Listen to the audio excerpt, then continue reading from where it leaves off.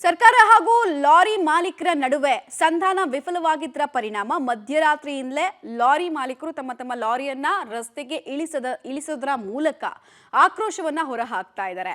ಅಲ್ಲಲ್ಲೇ ಲಾರಿಗಳನ್ನ ನಿಲ್ಲಿಸೋದರ ಮೂಲಕ ಸರ್ಕಾರಕ್ಕೆ ಮತ್ತು ಜನರಿಗೆ ಬಿಸಿ ಮುಟ್ಟುತ್ತಾ ಅನ್ನುವಂತಹ ಒಂದು ಪ್ರಶ್ನೆ ಇದೆ.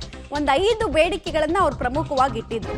ಏನಂತ ಕೇಳಿದ್ರೆ ಕಳೆದ 7 ತಿಂಗಳಲ್ಲಿ 5.5 ರೂಪಾಯಿಯಷ್ಟು ಡೀಸೆಲ್ ರೇಟನ್ನು ಅವೈಜ್ಞಾನಿಕವಾಗಿ ಏರಿಕೆ ಮಾಡಿದ್ದಾರೆ. ಇದರಿಂದ ನಮಗೆ ಲಾಸ್ ಆಗ್ತಾ ಇದೆ, ಏನು ಗಿಟ್ತಾ ಇಲ್ಲ. ಹೀಗಾಗಿ ಡೀಸೆಲ್ ಮೇಲಿನ ರಾಜ್ಯದ ತೆರಿಗೆಯನ್ನು ಇಳಿಸಬೇಕು ಅಂತ ಕೇಳಿದ್ರು. ಆಮೇಲೆ ಇದ್ರ ಜೊತೆಗೆ ಇನ್ನೊಂದಷ್ಟು ಬೇಡಿಕೆಗಳ ಪೈಕಿ ಟೋಲ್ಗಳ ವಿಚಾರದಲ್ಲಿ 46 ಟೋಲ್ ಪ್ಲಾಜಾಗಳನ್ನು ರದ್ದು ಮಾಡಬೇಕು ಅಂತ ಕೂಡ ಕೇಳಿದ್ರು.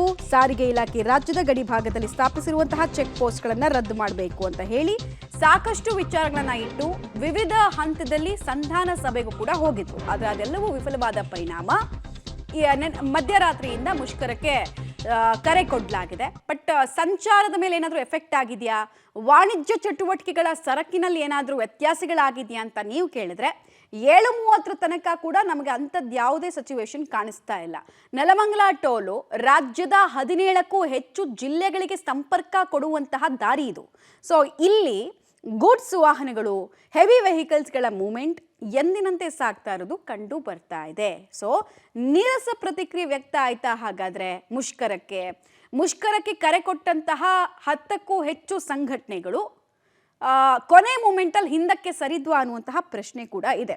ಬಟ್ ನೋಡೋಣ, ಮುಷ್ಕರದ ಬಿಸಿ ಒಂದು 9-10 ಗಂಟೆ ನಂತರ ಏನಾದರೂ ತಟ್ಟುತ್ತಾ ಅಂತ ಹೇಳಿ 7 ತಿಂಗಳಲ್ಲಿ 5.5 ರೂಪಾಯಿ ಜಾಸ್ತಿ ಮಾಡಿದ್ದಾರೆ. 46 ಟೋಲ್ ಪ್ಲಾಜಾಗಳನ್ನು ರದ್ದು ಮಾಡಬೇಕು. ಸಾರಿಗೆ ಇಲಾಖೆ ರಾಜ್ಯದ ಗಡಿ ಭಾಗದಲ್ಲಿ ಸ್ಥಾಪಿಸಿರುವಂತಹ ಚೆಕ್ ಪೋಸ್ಟ್ಗಳನ್ನು ರದ್ದು ಮಾಡಬೇಕು. ಜೊತೆಗೆ ಲಾರಿ ಸೇರಿದಂತೆ ಇನ್ನಿತರೆ ವಾಹನಗಳ ಫಿಟ್ನೆಸ್ ಪ್ರಮಾಣ ಪತ್ರ ಶುಲ್ಕವನ್ನು ಅಂದರೆ ಎಫ್ಸಿಗೆ ಫೀಸ್ ತಗೊಳ್ತಾರಲ್ಲ ಅದನ್ನು ಇಳಿಸಬೇಕು ಅಂತ ಕೇಳಿದರು. ಸರಕು ಸಾಗಣೆ ವಾಹನಗಳ ನಗರ ಪ್ರದೇಶಕ್ಕೆ ಪ್ರವೇಶ ಇರುವಂತಹ ನಿರ್ಬಂಧವನ್ನು ತೆರವು ಮಾಡಬೇಕು ಅಂತೆಲ್ಲ ಆಗ್ರಹಿಸಿ ಪ್ರತಿಭಟನೆಯನ್ನು ಮಾಡಲಾಗ್ತಾ ಇದೆ. ಬಟ್ ಮೇಯ್ನ್ ಇದ್ದಿದ್ದು ಪ್ರಶ್ನೆ, ಈ ದಿನಸಿ ವಿಚಾರದಲ್ಲಿ ಏನಾದರೂ ವ್ಯತ್ಯಾಸ ಆಗುತ್ತಾ, ಪೆಟ್ರೋಲ್ ಬಂಕ್ ಮಾಲೀಕರು ಏನಾದರೂ ಬಿಸಿಯನ್ನು ಅವ್ರಿಗೆ ತಟ್ಟುತ್ತಾ ಅನ್ನುವಂಥದ್ದು ಒಂದು ಕುತೂಹಲ ಇತ್ತು. ವಾಣಿಜ್ಯ ಚಟುವಟಿಕೆಗಳಿಗೆ ಏನಾದರೂ ಬಿಸಿ ಮುಟ್ಟುತ್ತಾ ಅನ್ನೋ ಕುತೂಹಲ ಇತ್ತು.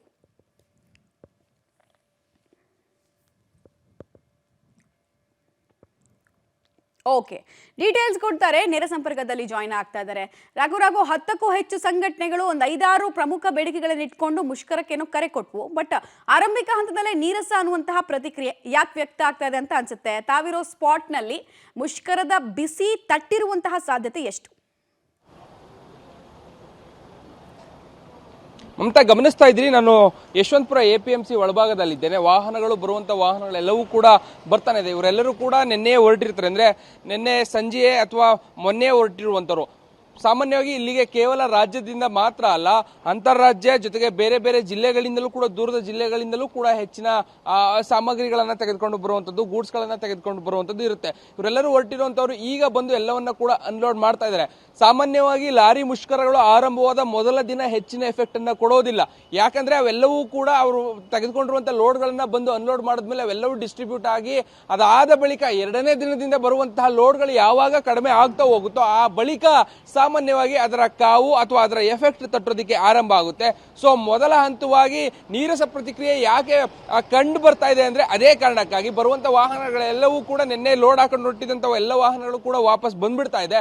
ಬಂದಂತ ವಾಹನಗಳು ಇವತ್ತು ಅನ್ಲೋಡ್ ಮಾಡಾದ ಬಳಿಕ ಮತ್ತೆ ಲೋಡ್ಗೆ ಹೋಗದೆ ಇದ್ದಾಗ ಆ ರೀತಿಯಾದಂಥ ಎಫೆಕ್ಟ್ ತಟ್ಟುವಂತ ಸಾಧ್ಯತೆ ಇದೆ. ಸೊ ಆ ಕಾರಣಕ್ಕಾಗಿ ನಮಗೆ ಆರಂಭಿಕವಾಗಿ ಅಂತ ದೊಡ್ಡ ಪ್ರಮಾಣದ ಏನು ಬದಲಾವಣೆಗಳು ಕಾಣ್ತಾ ಇಲ್ಲ, ವಾಹನಗಳು ಓಡಾಟವನ್ನ ಮಾಡ್ತಾ ಇದ್ದಾವೆ. ಆದ್ರೆ ಇವತ್ತು ಮಧ್ಯಾಹ್ನದ ನಂತರದಲ್ಲಿ ಹೋರಾಟಕ್ಕೆ ಇಳಿಯುವಂತಹ ಸಂಘಟನೆ ಅಂದ್ರೆ ಬಂದ್ಗೆ ಕರೆ ಕೊಟ್ಟಿರುವಂತಹ ಆಯೋಜಕರು ಯಾವ ರೀತಿ ಪ್ಲಾನ್ಗಳನ್ನ ಮಾಡಿ ತಮ್ಮ ಮಾಲೀಕರು ಅಥವಾ ಚಾಲಕರನ್ನ ತಡಿತಾರೆ ಅನ್ನೋದ್ರ ಮೇಲೆ ಡಿಪೆಂಡ್ ಆಗುತ್ತೆ. ಪ್ರಮುಖವಾಗಿ ಇವತ್ತು 12 ಗಂಟೆ ನಂತರದಲ್ಲಿ ಹೋರಾಟದ ರೂಪುರೇಷೆಗಳನ್ನು ನಿರ್ಧಾರ ಮಾಡುವಂತಹ ಸಾಧ್ಯತೆಗಳು ಇದೆ. ಯಾಕಂದ್ರೆ ಈಗಾಗಲೇ ಹೋರಾಟಕ್ಕೆ ಕರೆಯನ್ನು ಕೊಡಲಾಗಿತ್ತು. ಹೋರಾಟ 12 ಗಂಟೆಯಿಂದಲೇ ಆರಂಭ ಆಗಿದೆ. ಬಟ್ ಆದ್ರೂ ಕೂಡ ಒಂದಷ್ಟು ವಾಹನಗಳು ಓಡಾಟವನ್ನ ಮಾಡ್ತಾ ಇರೋ ಕಾರಣಕ್ಕಾಗಿ ಮತ್ತೆ ಇದರಲ್ಲಿ ಏನಾದರೂ ಒಂದಷ್ಟು ಚೇಂಜಸ್ ಗಳನ್ನ ಮಾಡ್ಕೊಂಡು ಇನ್ನೂ ಎಫೆಕ್ಟಿವ್ ಆಗಿ ಮಾಡಬೇಕು ಅನ್ನುವಂಥ ಕಾರಣಕ್ಕೆ ಏನಾದರೂ ಬದಲಾವಣೆಗಳನ್ನ ಮಾಡ್ಕೊಳ್ತಾರೆ ಅನ್ನೋದನ್ನು ಕೂಡ ಕಾದ್ ನೋಡ್ಬೇಕಾಗುತ್ತೆ. ಸೊ ಅಲ್ಲಲ್ಲಿ ಟೋಲ್ಗಳಲ್ಲಿ ಏನಾದರೂ ಇವರನ್ನ ತಡೆದು ಇವರನ್ನ ಮನವೊಲಿಸಿ ಮತ್ತೆ ನೀವು ರಸ್ತೆಗೆ ಇಳಿಯೋದು ಬೇಡ ಅನ್ನುವಂಥ ನಿರ್ಧಾರಕ್ಕೆ ಏನಾದರೂ ಸಂಘಟನೆ ಆಯೋಜಕರುಗಳು ಮುಂದಾದ್ರೆ ಆ ಸಂದರ್ಭದಲ್ಲಿ ದೊಡ್ಡ ಪ್ರಮಾಣದ ಎಫೆಕ್ಟ್ ಆಗ್ಬೋದು. ಒಂದಷ್ಟು ಆಮದು ಅಥವಾ ರಫ್ತಿನ ವಿಚಾರದಲ್ಲಿ ಒಂದಷ್ಟು ಸಮಸ್ಯೆಗಳಾಗ್ಬೋದು.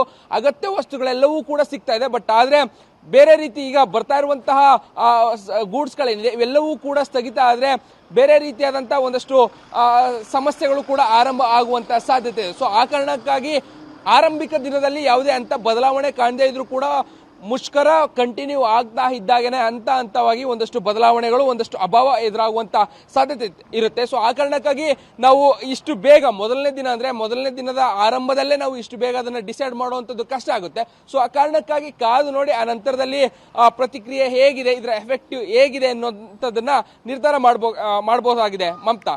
ಆಲ್ ರೈಟ್, ಧನ್ಯವಾದ ತಮ್ಮೆಲ್ಲ ಮಾಹಿತಿಗಾಗಿ ರಾಘು.